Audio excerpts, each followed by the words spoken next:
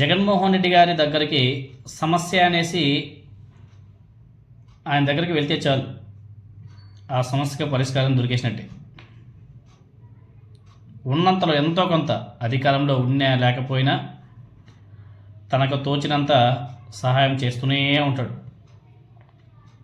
ఇంకా ఎస్పెషల్ చెప్పాలంటే education, health, ఈ రెండింటికి సంబంధించి జగన్మోహన్ రెడ్డి గారి దగ్గరికి వెళ్తే క్షణం కూడా ఆలోచన చేయడు, చేసేస్తాడు అంతే. జగన్మోహన్ రెడ్డి గారు ముఖ్యమంత్రిగా ఉన్నప్పుడు ఏదో ఒక చిన్న పాపకి ఏదో హెల్త్ ఇష్యూస్ అనేసి దానికి ఏదో ఇంజక్షన్ వేయాలంటే 16 కోట్లు ఖర్చు అవుతుందనేసి ఆ విషయం జగన్మోహన్ రెడ్డి గారికి తెలిసిన వెంటనే 16 కోట్లు ఖర్చు పెట్టించి ఇంజక్షన్ వేయించాడు జగన్మోహన్ రెడ్డి గారు ముఖ్యమంత్రిగా ఉన్నప్పుడు. అదే సేమ్ సమస్య కొద్ది రోజుల క్రితం ఒక చిన్న పాపకు వచ్చింది. ఏ ప్రభుత్వాలు కానీ స్పందించలే, హెల్ప్ కూడా చేయలే. జనాలే సోషల్ మీడియాలో బాగా స్ప్రెడ్ చేసి డబ్బులు కూడా వసూలు చేసుకున్నారు. 16 కోట్లు సంపాదించుకున్నారు. ఏ ప్రభుత్వాలు హెల్ప్ చేయలే. అంతా అయిపోయిన తర్వాత నారా లోకేష్ గారు ఏదో ట్వీట్ చేశాడు. ఆయన ఏదో 5 కోట్లు 9 కోట్లు ఎంతో హెల్ప్ చేసినట్టుగా కూడా తెలుస్తుంది. అది చేశాడా లేదా నిజంగా మనకు తెలియదు. కానీ అంటే ప్రభుత్వాల యొక్క రెస్పాన్సిబిలిటీ వాళ్ళు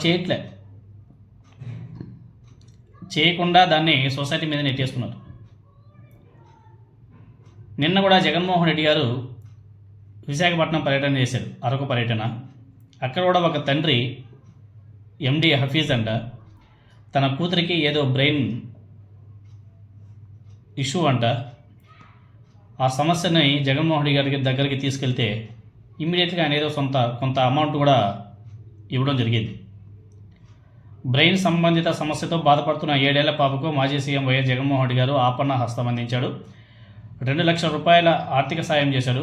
విశాఖ పర్యటనకు వచ్చినటువంటి జగన్మోహన్ రెడ్డి గారిని 39వ వార్డుకు చెందినటువంటి ఎండి హఫీజ్ కలిసి తన పాప దయనీయ స్థితిని విన్నవించాడు. దీంతో చలించిపోయిన వైఎస్ జగన్ తక్షణమే పాప చికిత్స నిమిత్తం 2 లక్షల రూపాయల సాయం అందించాడు. చెప్పాం కదా, సమస్య అనేసి తెలిస్తే చాలు ఇమ్మీడియట్గా దానికి ఆ ప్రాబ్లమ్స్కి సొల్యూషన్ కూడా చూపిస్తాడు. అది ఆ గుణం మిగతా నాయకుల్లో ఉందో లేదో నాకు తెలియదు, కానీ ఈయన మాత్రం చాలా చూసాం. ఇప్పుడు నారా లోకేష్ గారు మినిస్టర్గా ఉన్నాడు కదా, ఆయన అధికారంలో ఉన్నాడు కదా, హెల్ప్ చేయాలంటే ఎంతమందికి హెల్ప్ చేయకూడదు, సీఎం రిలీఫ్ ఫండ్స్ని కూడా ఎంతమందికి ఇచ్చి ఆదుకోకూడదు. ట్విట్టర్లో మాత్రం ఫేక్ ట్వీట్లు వేసుకొని ఏదో హెల్ప్ చేసినట్టు బిల్డప్ ఇచ్చుకొని మళ్ళీ కొద్ది రోజుల తర్వాత ఆ ట్వీట్లు డిలీట్ చేస్తుంటారు కదా, అది పబ్లిసిటీ స్టంట్స్. ఇది రియాలిటీ. ఒకసారి ప్రభుత్వాలు ఆలోచన చేయాలి. ప్రభుత్వాల యొక్క రెస్పాన్సిబిలిటీ ఫస్ట్ ఎడ్యుకేషన్, హెల్త్, ఈ రెండు ఫుల్ ఫ్లెడ్జ్గా సఫిషియెంట్గా ఇస్తే ప్రజలు ఆడికి హ్యాపీగా ఉంటారు. ఈ ప్రభుత్వాలు ఇంకేది అడగరు వాళ్ళు. ఈ రెండు ఉచితంగా ఇస్తే చాలు, ఈ రెండింటిని కల్పిస్తే చాలు, ప్రజలకి ఏం అవసరం లేదు.